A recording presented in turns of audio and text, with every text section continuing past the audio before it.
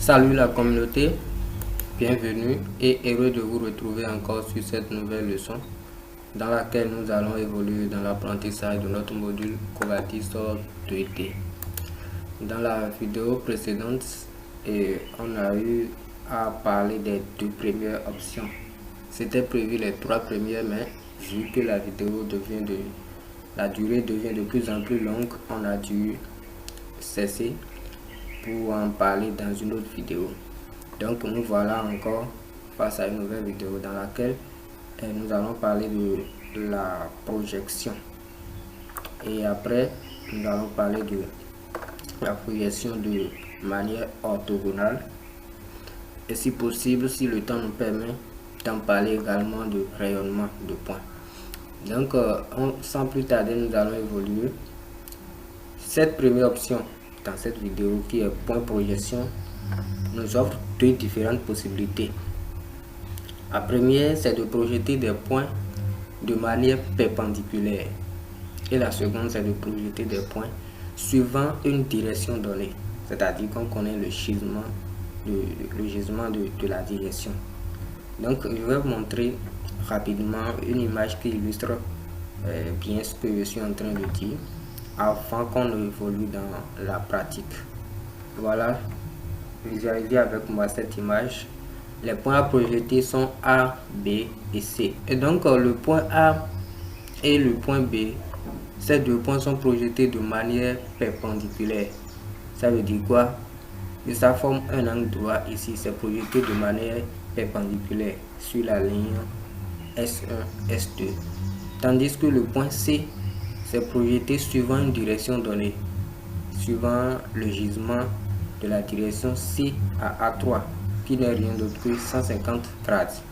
Donc nous allons évoluer et faire quelque chose de cette manière réellement dans notre logiciel. Nous voilà. Donc ça va nous revenir à faire quoi? À projeter ces quatre points là par les deux différentes possibilités que je vous ai expliquées tout à l'heure. On vient dans Covadis 2D, construction de points, le paramétrage. Nous allons essayer de faire le paramétrage. L'indice là, on va ramener l'indice sur B et sur 5, et les points seront sur valeur constante. On clique sur OK. Donc on revient pour choisir l'option point projection, et ça nous demande maintenant de spécifier le premier point de notre droite de projection. Voilà le premier point et voilà le deuxième point.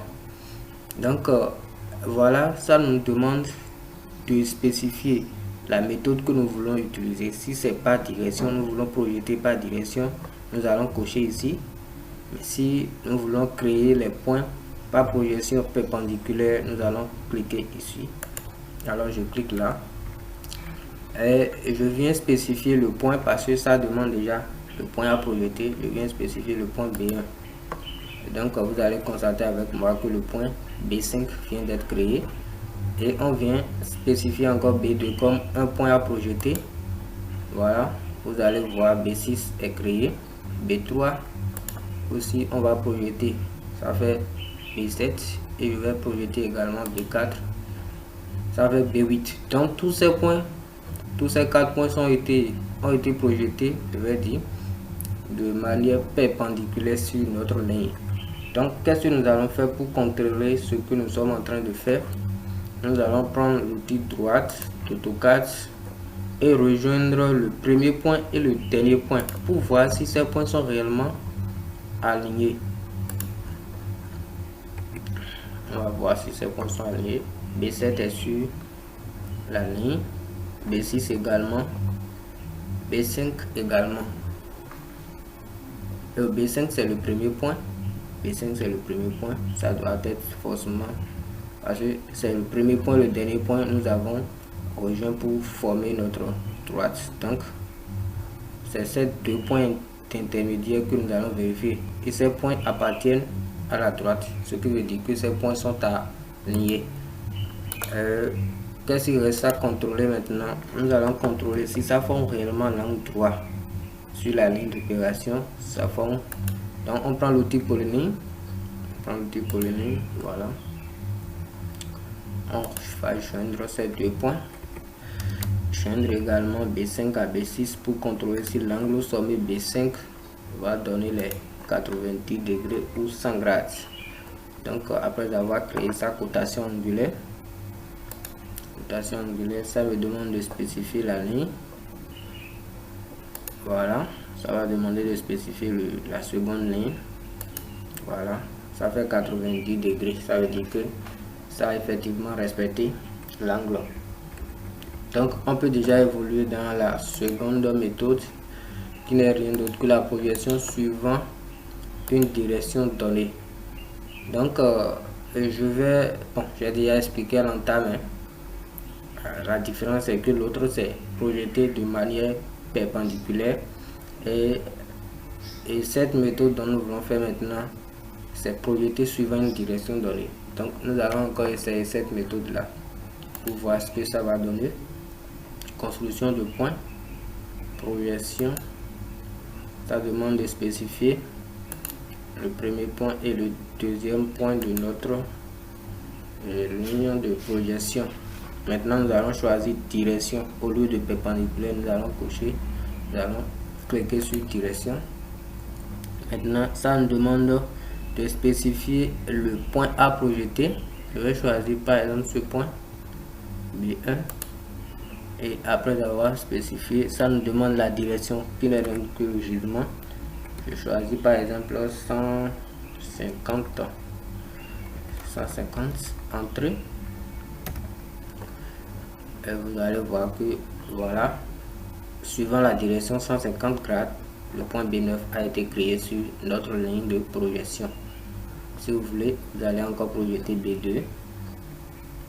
On va créer B2 et je prends par exemple 100 combien, 125 par exemple, 125 entrées. Voilà un autre point qui a été créé, B10, je pense B10 parce que c'était B9. Donc c'est en quelque sorte, c'est comme ça fonctionne cette option, je vais dire cette option de projection, c'est comme ça fonctionne. Avançons maintenant dans l'apprentissage de notre module. Ce qui suit c'est point orthogonal. Point orthogonal c'est quoi? Ça me permet de créer un point appartenant à la perpendiculaire à un segment et passant par une ligne ou bien une droite de seuil. Et ce que je suis en train de dire, je vais également vous montrer une image qui illustre réellement afin que vous puissiez comprendre concrètement de quoi s'agit. Chers amis, voilà l'image dont je parle.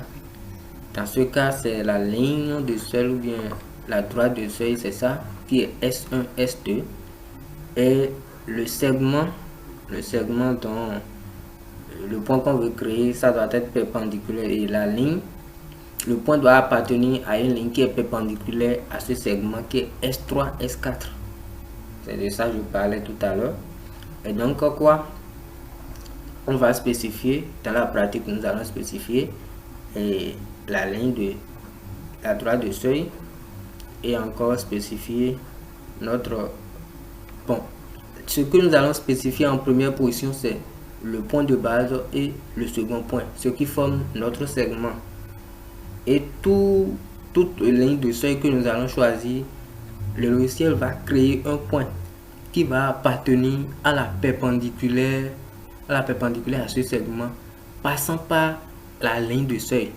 Je ne sais pas si vous comprenez. Donc, c'est la ligne de seuil qui va différer. Le point de base et le second point forment un segment qui est fixe. Le segment ne va pas changer. Maintenant, la ligne de seuil, nous pouvons changer à chaque fois la ligne de seuil et de nouveaux points peuvent se créer. Est-ce que vous voyez un peu ce que nous voulons faire? Donc, on va évoluer dans la pratique pour que vous puissiez voir réellement. Donc, chers amis, nous allons essayer de pratiquer ce que je viens d'expliquer tout à l'heure. Je viens sur Covadis 2D. Construction de point orthogonal. Voilà. Maintenant, le premier point du segment de base. Ça me demande de spécifier le premier point du segment de base. Je vais cliquer là et le second point du segment, je clique là. Donc le segment de base a été déjà spécifié comme ça. Maintenant le premier point de la ligne de seuil, ça demande le premier point de la ligne de seuil, je clique là, et le second point, je clique là.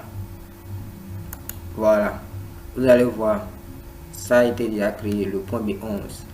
Et ce point, vous allez constater que ce point serait sur la ligne ou bien sur la droite perpendiculaire à notre segment de base et qui passe par la ligne de seuil. Donc à chaque fois que la ligne de seuil change, vous allez voir un nouveau point va se créer. Donc je choisis une autre ligne de seuil. Je choisis ici par exemple le premier point. Voilà, vous voyez un nouveau point se crée. Un nouveau point se crée. Je choisis également une autre ligne de seuil ici. Voilà, un autre point se crée. Un autre point se crée également, ainsi de suite. Donc c'est comme ça fonctionne cette option.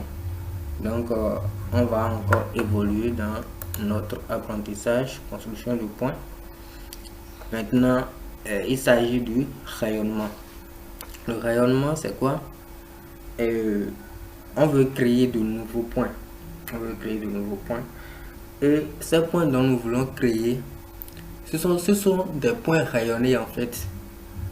Quand on parle de rayonnement en topographie, ça veut dire quoi? Nous sommes en une seule station et nous visons un point de référence. Après avoir visé ce point de référence, nous ouvrons notre angle, ou soit nous tournons notre appareil dans le sens horaire et nous visons d'autres points que nous voulons rayonner. C'est bien ça. Donc c'est en quelque sorte le report de ces points ou bien le dessin de ces points. Et donc on prend un segment de base comme un segment de base ou bien comme un segment de référence, je vais dire, et à partir de ce segment là on commence par ouvrir des angles, et quand on ouvre l'angle, on spécifie l'angle, ou soit on ouvre l'angle directement sur notre interface. Dans la pratique, on doit saisir l'angle parce que l'opération a été déjà effectuée sur le terrain et on connaît l'angle qui est entre les deux directions, la direction et le segment de base et la nouvelle direction dans laquelle le point serait créé. Et quand on spécifie l'angle, on spécifie également la distance et puis le point se crée. Je vais également vous montrer une image de cela pour que vous puissiez être dans la vision claire de ce que je dis. Alors voilà, chers amis, l'image que j'ai pu réaliser, ou bien le croquis que j'ai pu réaliser pour illustrer un peu ce que je suis en train de dire là-bas. Donc le segment de base est grâce auquel on peut ouvrir des angles ici. Bon, moi j'ai choisi la direction du nord comme un segment de base. Prenons ça comme ça, la direction du nord, et à partir de la direction du nord, on va commencer par ouvrir les angles sur les points rayonnés. Par exemple, le point B1, c'est le premier point qui est rayonné, et donc le gisement de ce point, de cette direction, je vais dire, c'est ça qui est 90,989, et la distance qui sépare le point A pour le point B1, c'est 150 mètres, ça vous voyez. Et quand nous prenons le second point rayonné, voilà l'angle qui est 110. C'est l'angle. Si dans le cas où je vais dire, vous choisissez un segment comme référence, et à partir de ce segment vous ouvrez les angles, on peut parler d'angle. Mais comme moi je choisis mon segment là comme la direction du nord, je peux parler de gisement. Alors la direction A à B2, son gisement c'est ça qui est 110,489, et la direction A à B3, j'oubliais la distance, c'est ça qui est 210. La direction A à B3, c'est ça qui est 192 comme gisement, 192,448 comme gisement, et la distance c'est 320 mètres. Donc c'est ce que nous voulons faire dans la pratique, ça. Donc les points B1, B2, B3 sont des points rayonnés. Et je vais donc quitter cette image et évoluer sur le logiciel pour qu'on puisse pratiquer ce que je suis en train de faire. Nous voilà encore en face du logiciel. On vient sur notre module Covadis 2D construction de points. Voilà, et point rayonnement, j'appuie là-dessus.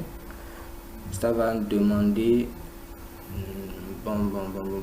Ce que je vais faire, pour que nous puissions bien comprendre. Je vais prendre par exemple le point B14 là comme mon point de base, ou bien oui, le point de station sur lequel on a rayonné. Je prends ça comme chose là, et je vais prendre outil droite, clic droit, vertical, et je place ça ici, et je prends encore l'outil droite, horizontal, et je place ici. Voilà, là je suis sûr que cette direction, la direction de B14 vers le haut va représenter la direction du nord pour moi, afin que je puisse ouvrir les angles et rayonner les points. Est-ce que vous voyez? Donc est-ce que j'ai besoin de créer un polyligne? Si possible, je crée un polyligne comme ça, un polyligne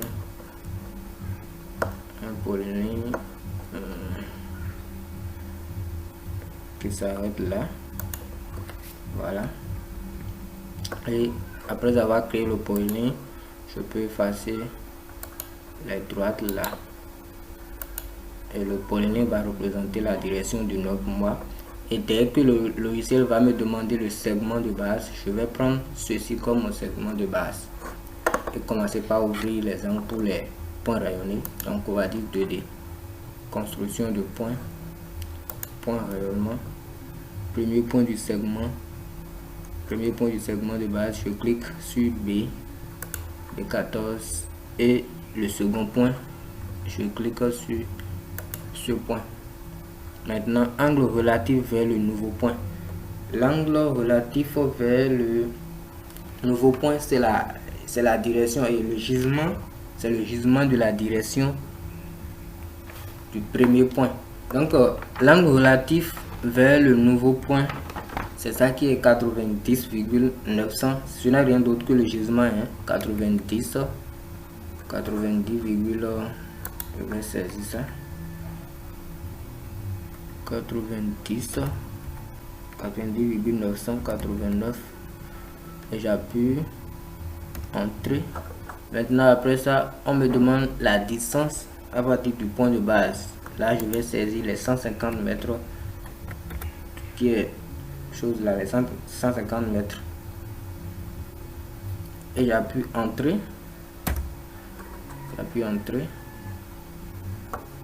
et vous allez voir le point B15, qui a été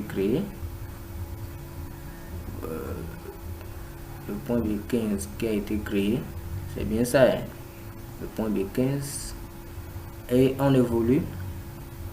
Après ce point, angle relatif, le second gisement c'est 110, c'est un rayonnement, c'est 110.489, c'est le gisement, et la distance à partir du point de base c'est 210,